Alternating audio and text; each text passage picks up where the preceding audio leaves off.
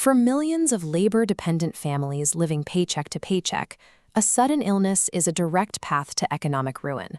When the medical bills arrive, the options are brutally limited.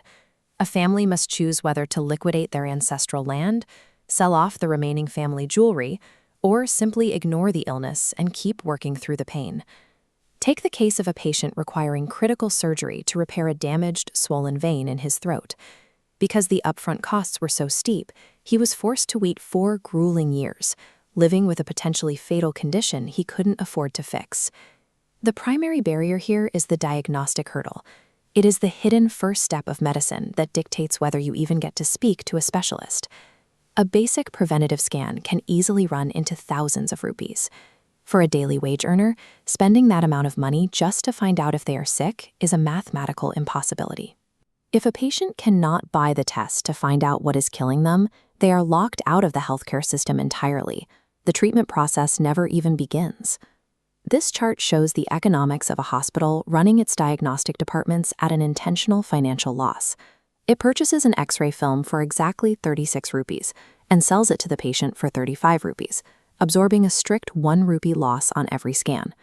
Dropping the economic barrier to near zero changes how patients interact with medicine.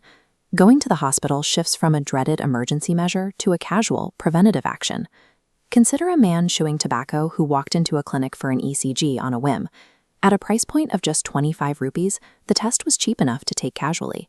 That 25 rupee test flagged an immediate anomaly. A follow-up scan revealed 4 severe hidden blockages in his heart, requiring immediate bypass surgery to keep him alive. By eliminating the financial friction of getting a simple test, the hospital accidentally prevented a massive health failure before the patient felt a single symptom. Removing the physical cost of medicine is only half the equation. Poor patients carry deep psychological trauma from standard hospitals, where hidden fees and predatory billing practices are common. An elderly rural woman with severe mobility issues was placed inside an MRI machine. Struggling to stay still, she accidentally moved, blurring the medical image. She immediately panicked.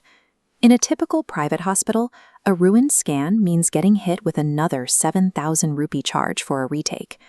The hospital staff assured her the retake was completely free, with no questions asked, instantly dissolving her anxiety. Treating vulnerable people fairly builds the institutional trust necessary to keep them coming back. Equity depends on access to high-precision medical technology.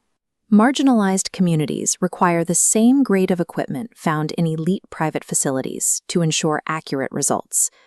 To maintain this standard, the charity model integrates 16 crore rupee PET-CT scanners for cancer detection and highly advanced blood banks tracked entirely by RFID chips.